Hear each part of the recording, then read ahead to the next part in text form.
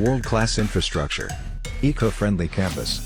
Broad array of academics. KL, deemed to be university.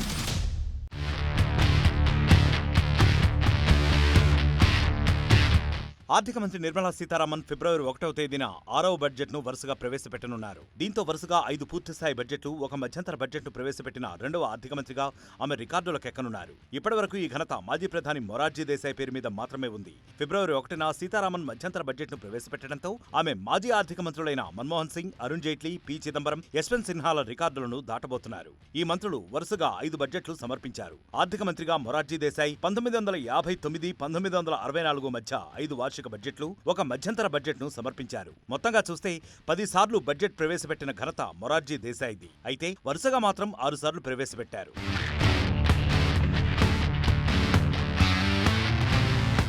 నిజానికి 2014లో మోదీ ప్రభుత్వం అధికారంలోకి వచ్చిన తర్వాత మొదట అరుణ్ జైట్లీ ఆర్థిక మంత్రిత్వ శాఖ బాధ్యతలు స్వీకరించారు. 2014-15 నుండి 2018-19 వరకు వరుసగా 5 బడ్జెట్లను సమర్పించారు. 2017లో ఫిబ్రవరి చివరి పనిదినం కాకుండా బడ్జెట్ను సమర్పించాలని ప్రభుత్వం నిర్ణయించింది. దీంతో ఫిబ్రవరి 28న బడ్జెట్ను ప్రవేశపెట్టే సంప్రదాయానికి తెరపడింది. జైట్లీ అనారోగ్యం కారణంగా అదనపు మంత్రిత్వ శాఖను నిర్వహిస్తున్న పీయూష్ గోయల్ ఫిబ్రవరి 1, 2019న మధ్యంతర బడ్జెట్ను సమర్పించారు.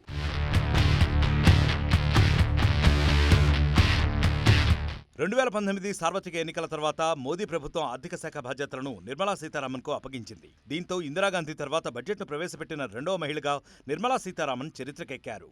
ఇందిరాగాంధీ 1970-71 ఆర్థిక సంవత్సరానికి బడ్జెట్ను సమర్పించారు. 2019 ఎన్నికల తర్వాత నిర్మలా సీతారామన్ ఆర్థిక మంత్రిగా తొలిసారి బడ్జెట్ను ప్రవేశపెట్టారు. అదే సంవత్సరం నిర్మలా సీతారామన్ బడ్జెట్ పత్రాల కోసం ఉపయోగించే సంప్రదాయ బ్రీఫ్ కేసుని తొలగించి దాని స్థానంలో జాతీయ చిహ్నాన్ని కలిగి ఉన్న బహీఖాతాని తీసుకొచ్చారు. ఆధునిక జీవన శైలిని సూచించేలా ఆర్థిక మంత్రి కూడా ట్యాబ్ని వాడడం మొదలైంది. ఇలా పలు రికార్డులు సృష్టించిన నిర్మలా సీతారామన్ ఖాతాలో ఇప్పుడు వరుసగా 6 సార్లు బడ్జెట్ ప్రవేశపెట్టిన రికార్డు కూడా చేరనుంది.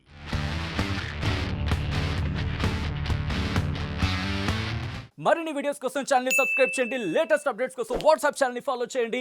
అండ్ లింక్ డిస్క్రిప్షన్ లో ఉంది.